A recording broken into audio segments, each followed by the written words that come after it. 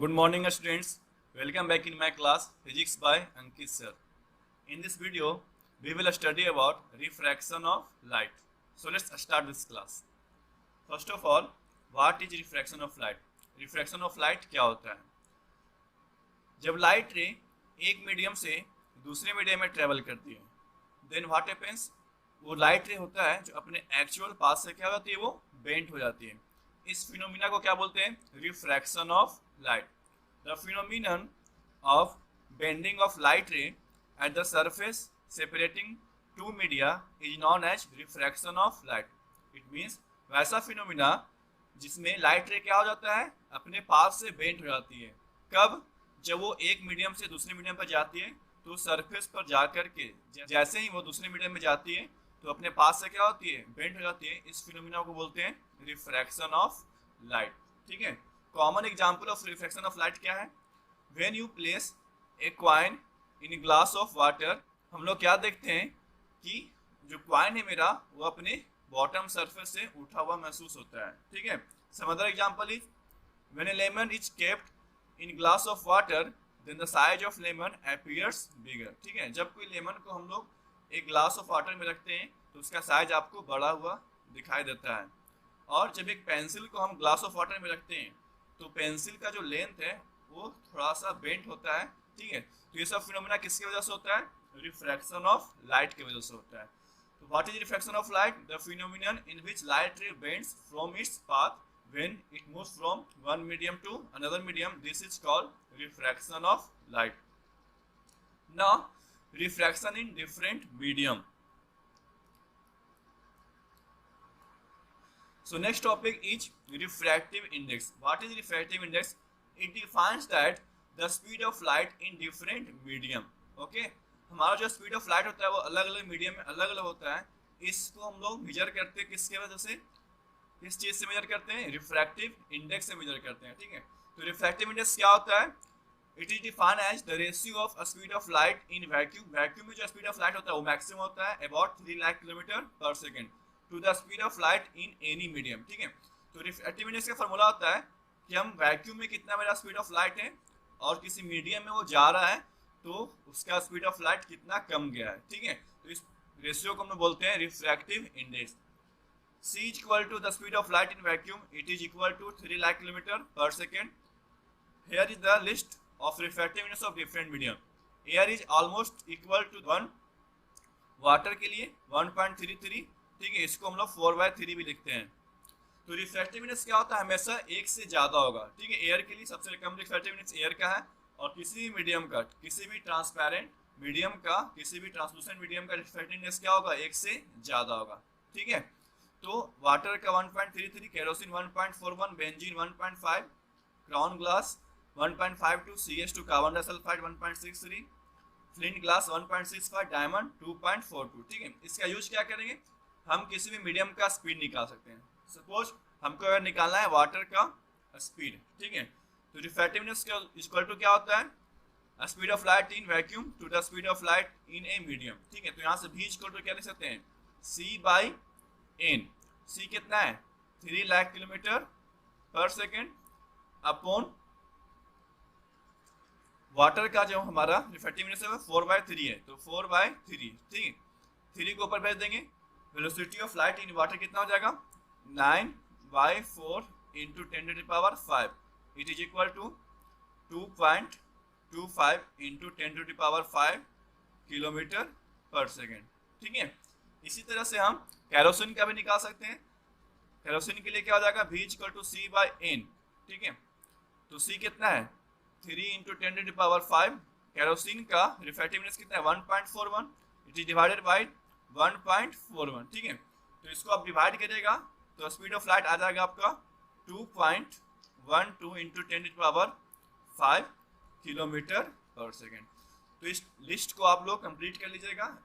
अलग अलग मीडियम में स्पीड ऑफ लाइट कितना होता है. ठीक है. इस लिस्ट को आप लोग कंप्लीट कर लीजिए, आपका आंसर आ जाएगा बहुत ही आसानी से. Next topic is optically rare and optically denser medium. ठीक है. अभी ऑप्टिकली रेयर ऑप्टिकली डेंसर क्या होता है? अगर दो मीडियम है तो एक मीडियम क्या होगा? काफी ज्यादा डेंसर होगा और एक मीडियम क्या होगा? काफी ज्यादा रेयर होगा. कहने का मतलब ये कि एक मीडियम में स्पीड ऑफ लाइट काफी कम होगा और एक मीडियम में स्पीड ऑफ लाइट क्या होगा, काफी ज्यादा होगा। तो जिसका रिफ्रैक्टिव इंडेक्स कम होगा उसमें स्पीड ऑफ लाइट ज्यादा होगा, और जिसका रिफ्रैक्टिवनेस ज्यादा होगा उसमें स्पीड ऑफ लाइट क्या होता है, कम होता है। सपोज यहाँ पर क्या है, एयर, वाटर और ग्लास, ठीक है। एयर का रिफ्रैक्टिवनेस 1 होता है, वाटर का कितना होता है 4/3 1.33, और ग्लास का होता है 1.52, ठीक है। तो क्या होगा, एयर और वाटर में कौन डेंसर है, वाटर डेंसर है हमारा, ठीक है, डेंसर मीडियम है। बट वाटर और ग्लास कौन डेंसर है, हमारा ग्लास डेंसर है। तो हम कह सकते हैं water and glass is denser than air, ठीक है, but water is rare than glass. यानी जिसका रिफ्रैक्टिव इंडेक्स ज्यादा होगा उसको हम डेंसर मीडियम बोलते हैं। ऑप्टिकली डेंसर का मतलब लाइट के लिए डेंसर है, ठीक है। और जिसका रिफ्रैक्टिव इंडेक्स कम होता है उसको क्या बोलते हैं, optically rare medium. So what is the optically rare and denser medium? In a pair of transparent medium, one that has higher refractive index is considered as optically denser medium and other considered as optically rare medium, ठीक है। अब refraction of light का दो case होता है।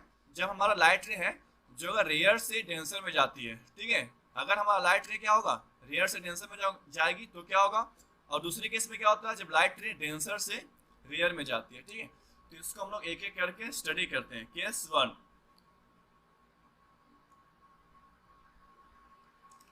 Case 1, when light ray enters in denser medium from a rare medium, ठीक है। Light ray क्या हो रही है, एक रेयर मीडियम से इंटर कर रही है किसमें, डेंसर मीडियम में।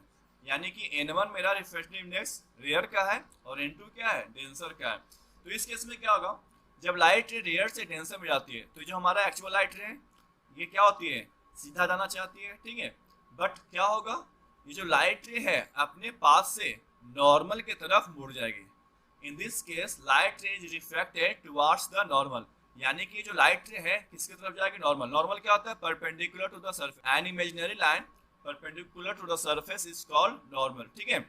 तो नॉर्मल की तरफ वो मुड़ जाएगी जब लाइट रे रेयर से डेंसर में जाएगी। यहाँ पर N1 रिफ्रैक्टिव इंडेक्स है रेयर का, N2 क्या है, रिफ्रैक्टिव इंडेक्स डेंसर का। तो N2 ग्रेटर देन N1 रहता है तो क्या होता है, angle of incidence is greater than angle of refraction. What is angle of incidence? The angle between incident ray and normal is called angle of incidence, ठीक है। यहाँ पर वैल्यू ज्यादा है इसका। लाइट रे क्या हो गई, नॉर्मल की तरफ मुड़ गई तो जो रिफ्रैक्शन एंगल जो होगा वो क्या हो जाएगा, थोड़ा सा कम हो जाएगा। रिफ्रैक्शन की वजह से जो रिफ्रैक्टेड एंगल क्या हो जाएगा, वो कम हो जाएगा। तो यहाँ पर angle of incidence is greater than angle of refraction. ये केस 1 में हुआ जब लाइट रे क्या होती है, रेयर मीडियम से डेंसर मीडियम में जाती है। Case 2, when light ray enters in rare medium from denser medium, ठीक है। अब सपोज यहाँ पर N1 जो है वो डेंसर मीडियम का रिफ्रैक्टिवनेस है और N2 क्या है, रेयर मीडियम का रिफ्रैक्टिवनेस है। तो जब लाइट रे डेंसर से रेयर में जाती है यानी कि ज्यादा रिफ्रैक्टिव इंडेक्स से कम रिफ्रैक्टिव इंडेक्स में जाती है, ठीक है। तो उस केस में क्या होता है, उस केस में क्या होता है, जो एंगल ऑफ रिफ्रैक्शन होता है वो एंगल ऑफ इंसिडेंस से ज्यादा होता है। यानी कि लाइट रे है जो नॉर्मल से अवे हो जाती है, नॉर्मल से दूर चल जाती है।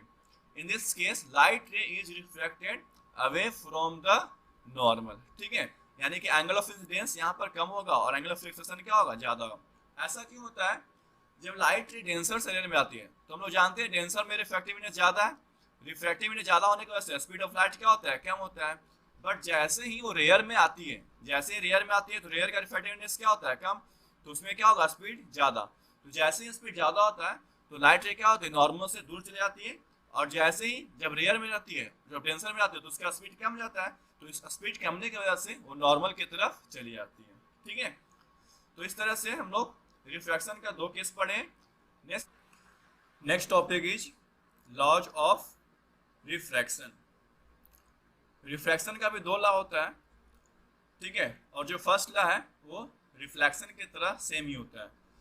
फर्स्ट लॉ क्या कहता है, the incident ray, the refracted ray and the normal to the refracting surface at the point of incidence all lie in the plane, ठीक है। सारे क्या होते हैं, सेम प्लेन में होता है। Incident ray, refracted ray and normal, ये तीनों क्या होता है, एक ही प्लेन पर लाई करता है, जो बिल्कुल सेम है रिफ्लेक्शन की तरह, ठीक है। बट सेकंड लॉ डिफरेंट होता है रिफ्लेक्शन से। रिफ्लेक्शन में सेकंड लॉ क्या होता है, angle of incidence is equal to angle of reflection. But यहाँ पर एक सेकंड लॉ में एक एंगल ऑफ इंसिडेंस और एंगल ऑफ रिफ्लेक्शन एक इक्वेशन को सेटिस्फाई करता है, उस इक्वेशन को बोलते हैं Snell's law given by Snell. ठीक है, the angle of incidence and angle of reflection satisfy the equation sin i upon sin r is equal to n2 by n1। n2 क्या है? मीडियम 2 का रिफ्रैक्टिव इंडेक्स। n1 क्या है? Medium 1 का refractive index. ठीक है, इसको सिंप्लीफाई करके लिख सकते हैं n1 into sine I is equal to n2 into sine R. ठीक है, सेकंड लॉ को हम ऑल्सो कहते हैं स्नेल्स लॉ। ठीक है, तो लॉज ऑफ रिफ्लेक्शन है। Now we solve some question based on laws of refraction. Okay students, before starting solving the questions we must aware about the value of sin theta 0 to 90। ठीक है, trigonometric value हमको याद रखना है sin theta का।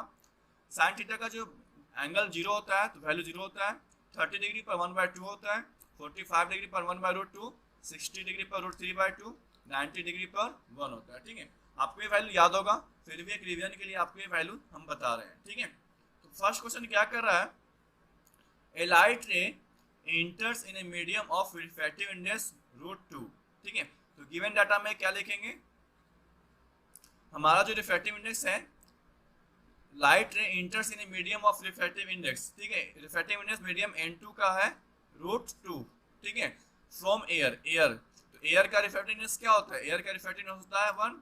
ठीक है, तो यहाँ पर लिखेंगे n1 इज इक्वल टू 1 और n2 is equal to √2। If the angle of incidence, ठीक है, एंगल आई दिया हुआ है, एंगल आई कितना दिया हुआ है? Angle of incidence is 45 degree, then find the angle of reflection. ठीक है, तो ये सबसे सिंपल सा क्वेश्चन है रिफ्लेक्शन का। इस क्वेश्चन को कैसे सॉल्व करेंगे, चलिए इसको हम देखते हैं। देखिए यहाँ पर क्या लिखेंगे? सबसे पहले फॉर्मूला लिखेंगे n1 into sine I is equal to n2 into sine R. n1 कितना है? 1। साइन आई, आई के वैल्यू 45 डिग्री है, तो साइन आई का वैल्यू कितना होता है? 1/√2। तो हम लिख सकते हैं sine 45 degree is equal to, यहाँ पर साइन 45 डिग्री लिख सकते हैं। n2 कितना दिया हुआ है? √2, और यहाँ पर निकालना है साइन आर। अब देखिए साइन 45 डिग्री का वैल्यू होता है 1/√2 is equal to √2 into sine R. अब √2 किधर लेकर आएंगे? तो sine R is equal to क्या हो जाएगा? 1/√2 into 1/√2 it is equal to 1/2। अब देखिए इस वैल्यू को टेबल से हमको मैच करना है।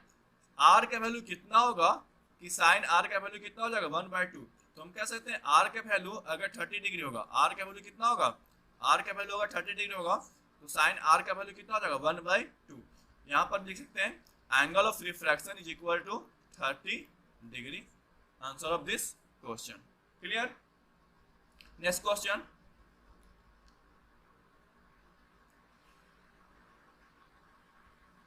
Question number 2, a light ray enters in a medium of refractive index √2, यानी n2 फिर से दिया हुआ कितना है? √2, from A medium of refractive index √3। From medium यानी कि n1 का वैल्यू दिया हुआ √3। यानी इस क्वेश्चन में हम देख सकते हैं जो लाइट रे है डेंसर से कहाँ जा रहा है? डेंसर से जा रहा है रेयर में। ठीक है, यानी कि लाइट जो होगा वो नॉर्मल से दूर भागेगा। जब नॉर्मल से लाइट दूर जाता है तो एंगल ऑफ रिफ्लेक्शन क्या होता है? एंगल ऑफ इंसिडेंस से ज्यादा होता है। If the angle of incidence is 45 degree, angle of incidence कितना दिया हुआ है? 45 degree. We have to find the angle of reflection. तो एंगल ऑफ रिफ्लेक्शन जो वैल्यू आएगा वो क्या आएगा? 45 से ज्यादा होगा। ठीक है, तो सबसे पहले गिवन डाटा लिखेंगे n1 is equal to √3, n2 is equal to √2, angle i दिया हुआ है 45 डिग्री। तो यहाँ पर साइन आई कितना हो जाएगा?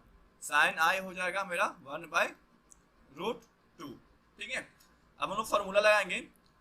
सेकंड ला फॉर्मूला क्या कहता है? Snell's law, n1 sine I is equal to n2 sine R. n1 कितना है? √3, साइन आई का वैल्यू कितना है? 1/√2, n2 का वैल्यू कितना है? √2 इंटू साइन आर। √2 किधर लेके आएंगे? तो sine R is equal to क्या हो जाएगा?